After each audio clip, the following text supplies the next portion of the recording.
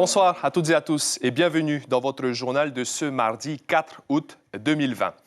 Dans l'actualité aujourd'hui, le pays a décidé de réagir et de renforcer certaines conditions d'accès au voyage en paquebot. Une réunion avec les croisiéristes a en tout cas eu lieu aujourd'hui en ce sens. Désormais, le dispositif imposera un test négatif et il n'y aura pas d'embarquement tant que ce résultat n'est pas connu. Des feux tricolores sur le front de mer de Papeete pour régulariser la circulation. Depuis hier, le pays a décidé de les mettre en usage. Qu'en pensent les personnes qui circulent souvent sur ce front de mer? La réponse est dans cette édition. Et vous le savez déjà, la Hawaii-Kinuiva est annulée cette année. Et dans cette édition, vous allez comprendre pourquoi. Mais pour satisfaire l'appétit de compétition des rameurs, la Fédération a décidé de créer une autre épreuve de 3 jours également. C'est l'enfant prodige du surf polynésien et un des grands espoirs de la bannière bleu, blanc, rouge. Kaoli Vast va faire beaucoup parler de lui dans les années à venir, en tout cas on l'espère. Il est actuellement en métropole pour perfectionner son surf en vue de se qualifier dans le circuit élite et pourquoi pas pour les Jeux olympiques. Mais pour débuter ce journal, après la touriste américaine du Paul Gauguin, un deuxième cas positif au Covid-19 a été détecté en l'espace de quelques jours. D'après Tahiti Info, il s'agit d'un PNC d'Air Tahiti Nui qui a été contrôlé dans le cadre de la procédure normale. Cette personne, bien évidemment, a été isolée et sur les 2 dernières semaines, ce sont quasiment 460 personnes qui ont été testées. Heipuatewira et Hiroterorotua ont recueilli la réaction du président Edouard Fritsch, mis au courant de ce second cas ce matin. Écoutez. Je pensais, entre nous soit dit, que ça allait arriver beaucoup plus tôt, car beaucoup de personnes d'Air Tahiti Nui, effectivement, font ce trajet et savent qu'ils deviennent aujourd'hui vulnérables. Et donc, le premier cas, on a découvert ça effectivement ce matin, il est rentré vendredi soir de Paris où il était en exercice de simulation dans un simulateur et pour donc la remise à jour de ses connaissances, etc. Et malheureusement, ce garçon a effectivement attrapé ce virus. Donc nous l'avons mis en consignation à la maison, il sera en confinement chez lui, en attendant que les choses aillent beaucoup mieux.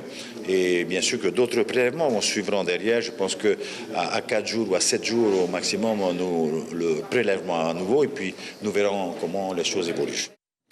Quant aux passagers du Gauguin, tous testés négatifs, une grande majorité a pu descendre dès hier soir et le restant ce matin. Tous sont rentrés dans leur foyer où ils resteront confinés pendant 7 jours avant un nouveau test prévu samedi. Donc, les touristes, eux, ont repris l'avion hier soir selon le gouvernement. Si le résultat est négatif, tel était l'objet d'une réunion de travail qui a eu lieu cet après-midi à la présidence entre les représentants de l'Aranui, du Paul Gauguin, la ministre du Tourisme et les services de santé. Le président a annoncé hier cette mesure. Les sociétés de croisière y sont très favorables. Donc, regardez plutôt ce sujet concernant ce fameux test qui sera exigé pour les croisiéristes. Les explications de Nicolas Suir et Jacques Damour. Comment rendre les croisières dans nos îles plus sûres au niveau sanitaire? C'est le but de la réunion qui a eu lieu cet après-midi à la présidence. Il a surtout été question de l'instauration de tests systématiques avant l'embarquement des croisiéristes. On va devoir se revoir, mais il y a la volonté de le faire. Donc je peux pas, j'ai pas plus d'éléments pour le moment. Mais ce qui est sûr, c'est d'atteindre cet objectif de tester tout le monde avant l'embarquement, que ce soit sur l'Aranui ou sur le Paul Gauguin. Avec des résultats avant l'embarquement? Oui, bien sûr, avec un résultat négatif exigé. Rien n'est encore fixé, mais déjà les armateurs apprécient cette mesure.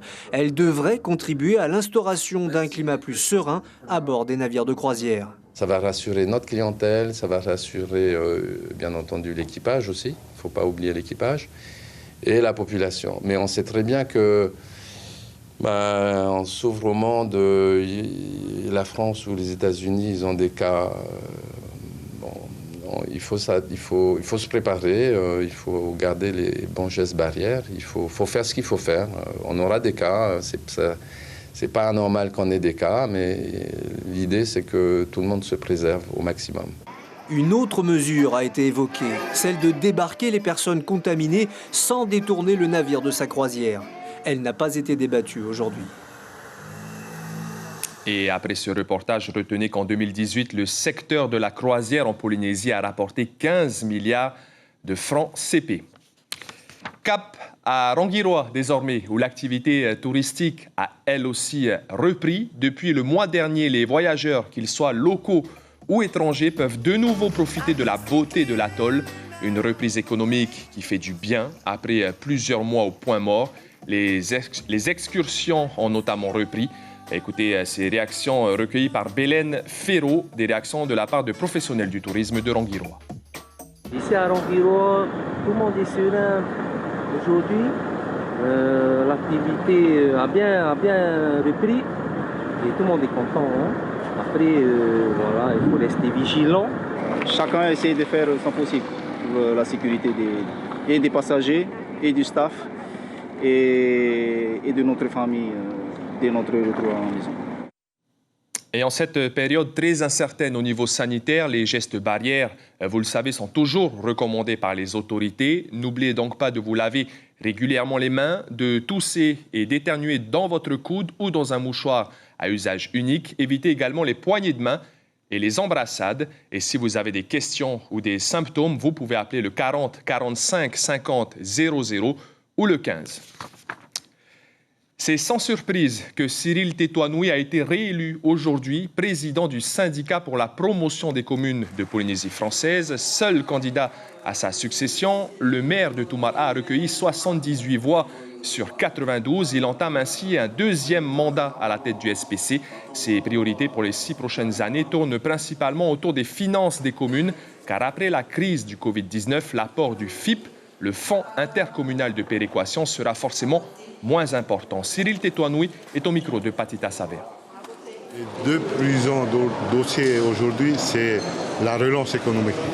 Donc le pays a subi la pandémie du Covid-19. Donc les Tawanais sont mobilisés avec le gouvernement pour pouvoir réfléchir comment on va relancer l'économie dans l'avenir.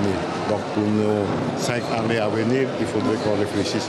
Le deuxième, c'est les finances des communes. C'est sûr que le FIP va souffrir avec la baisse de recettes au niveau du pays. On a annoncé 15 milliards.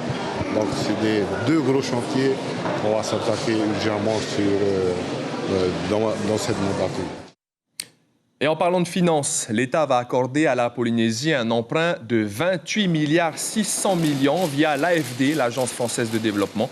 La convention de crédit qui précise les modalités de versement de cet emprunt a été signée cet après-midi par le haut-commissaire et le président du pays. Ce prêt doit permettre de faire face à la crise, mais aussi de préserver le système de protection sociale généralisée.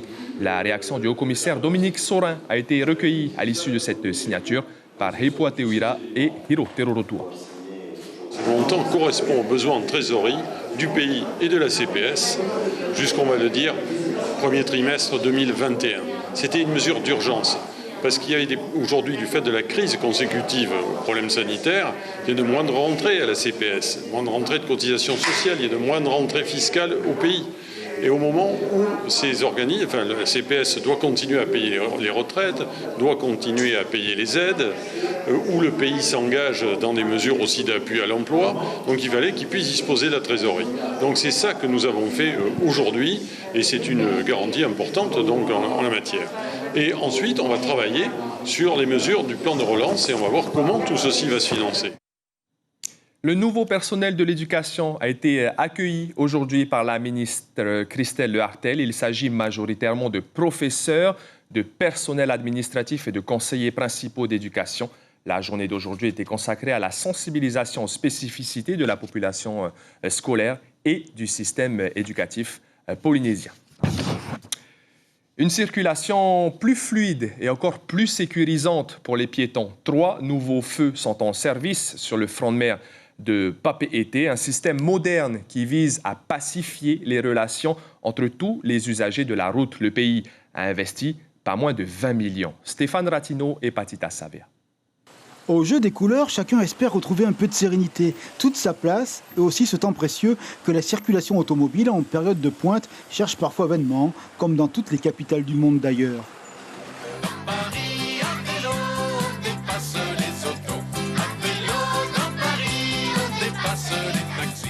Taco Vélo Bonhomme. Pour satisfaire toutes ces demandes, une étude a été menée. Des conclusions tirées et l'intelligence artificielle coordonne tout désormais à la seconde près. Ces piétons que vous voyez derrière moi ont 22 secondes pour traverser. C'est la norme qui a été décidée par la société d'études.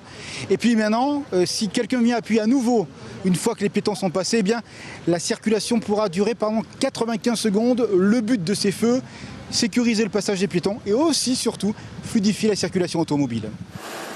Pour aller d'un point à l'autre, les feux se parlent. A priori, si vous démarrez au vert au premier, les deux autres vous permettront de continuer votre chemin. Pour les piétons, plus besoin de quémander, la technique s'occupe de tout. En fait, le feu vous tient la main. C'est bien, je crois qu'il y a moins de circulation parce que bien avant, il y a la circulation parce que s'il y a une piéton qui traverse le côté, alors les deux côtés, alors avec le feu, ben, je trouve que c'est bien. C'est facilité pour les gens qui traversent. Voilà. Avant, tu étais un peu en insécurité, tu avais peur? Oh, oui, tout à fait, ouais.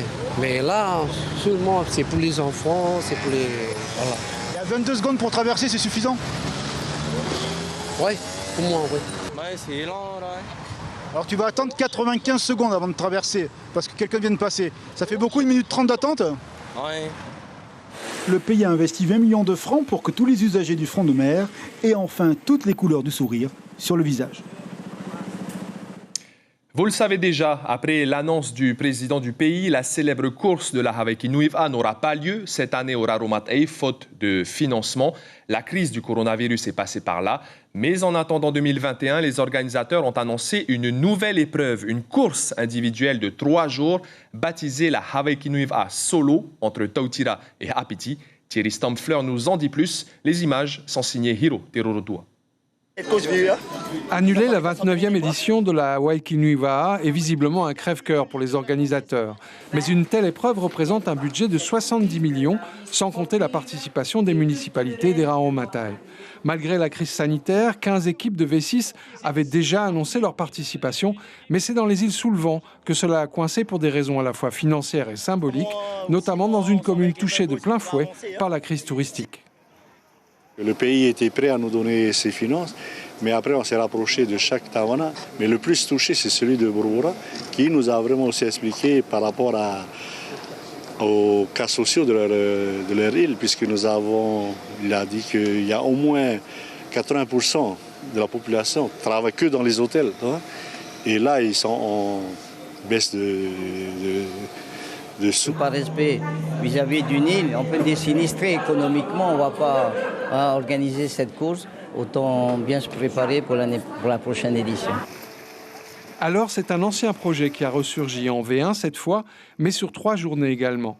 Départ de Tautira vers Itia, 24 km, deuxième étape Itia-Maina, 24 km également, et une troisième journée qui s'annonce terrible, 47 km de Maina jusqu'au Motu de Haapiti.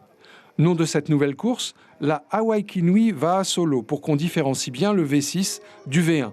Et cette nouvelle épreuve a vocation à s'installer dans le calendrier.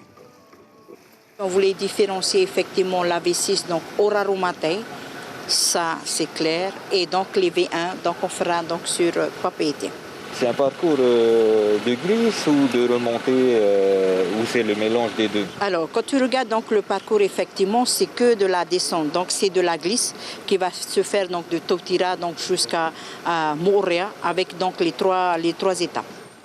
Départ prévu le 28 novembre de la presqu'île, les organisateurs pronostiquent la venue de 300 à 400 participants.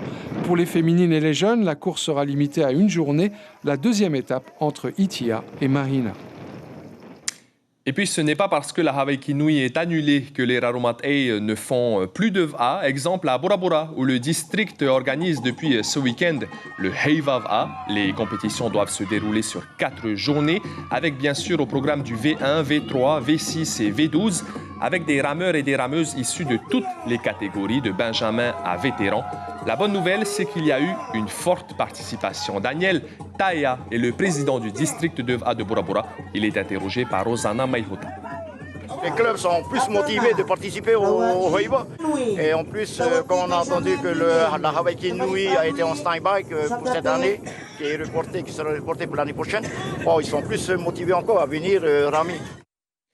À Raiatea, cette fois, on reste dans le domaine du VA. Le club de Hawaï a organisé samedi une course de VA Ho'e. 25 participants, toutes catégories confondues, ont pris le départ. Et c'est le champion local Maxime Pani qui s'est imposé en un peu plus de 2 heures et 7 minutes. Pateter Opigna, le vétéran, ainsi que Tereva Pirihau complètent le podium. Il est double champion d'Europe junior de surf. Il a 18 ans et vient tout juste d'obtenir son baccalauréat. C'est Kaoli Vast qui a décidé à partir de cette saison de se lancer à 200% sur le circuit mondial. Pour cela, il faut s'entraîner sur des spots aux conditions parfois modestes. C'est ce qu'il fait ces derniers jours dans les Landes avec l'équipe de France Espoir, avec pourquoi pas en 2024 une participation aux Jeux Olympiques sur sa vague de Teahupo'o. Le reportage d'Éric Saintas et Michael Bastide.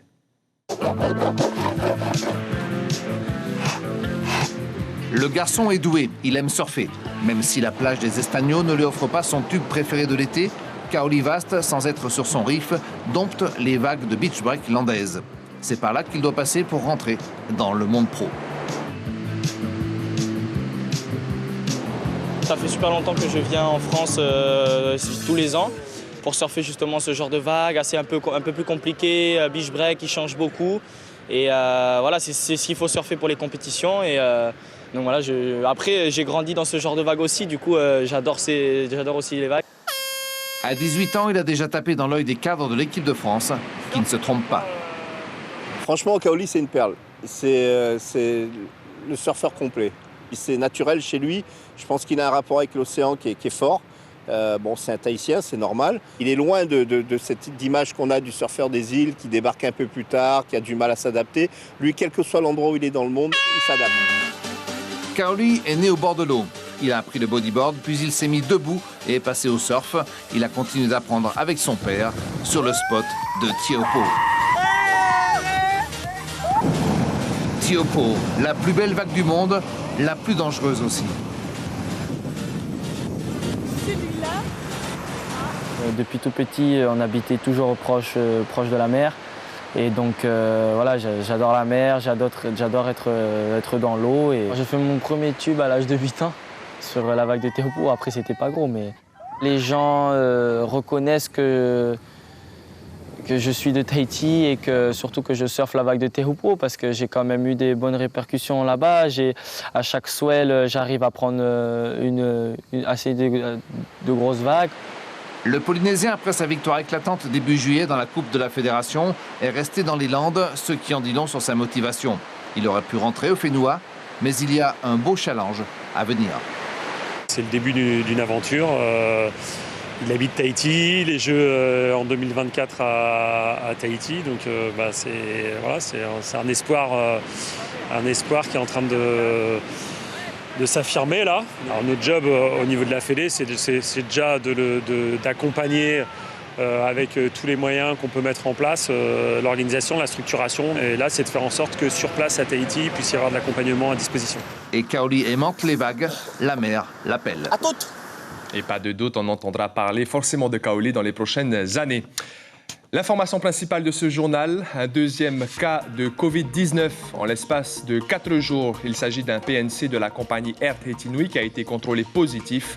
Après un retour de voyage, il a été placé à l'isolement comme l'exige la procédure sanitaire. Dans la presse écrite, demain, la Dépêche fait sa une sur la nouvelle version solo de la Hawaii Nui et Tahiti Info, titre sur les 28 milliards de la Convention État-Pays. C'est la fin de cette édition d'information. Merci de nous rester fidèles chaque soir. À suivre la rétro du Heiva, puis la série Unité 42. Demain matin, Axel Mizinel et Abinera Matahotoa seront aux commandes de votre matinale radio. Quant à moi, je vous retrouve avec grand plaisir demain. Très bonne soirée.